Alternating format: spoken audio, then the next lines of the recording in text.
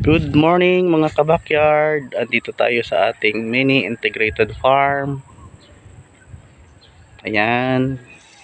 Andito tayo ngayon.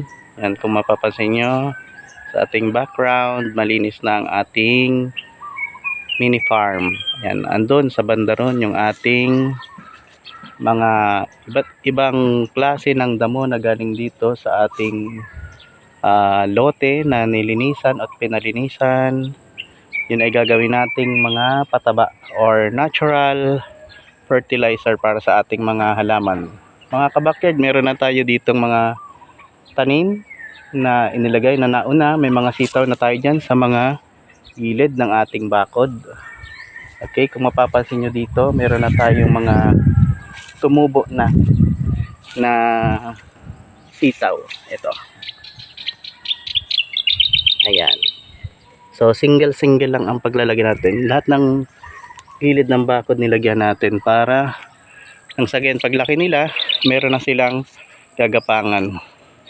So ngayon, maglalagay naman tayo ng ating chicken net. So ang taas nito ay 7 feet at ang pwedeng makover nito ay 200 square meter. Dito natin ililipat yung ating mga native chicken para nang sa gayon malawak yung kanilang gagalaan. So maglalagay tayo dito ng kanilang pinakang housing na saka paitlugan dito sa portion na ito. Kung mapapansin niyo may damo na dito. Ayan.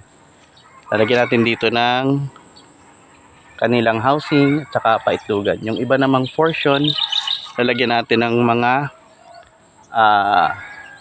tipin. Okay? Yung silungan ng ating mga tandang na palakihin. Okay. So that's all for now, and thank you. Please subscribe and follow this channel. Thank you very much mga kabakyard. Ingat!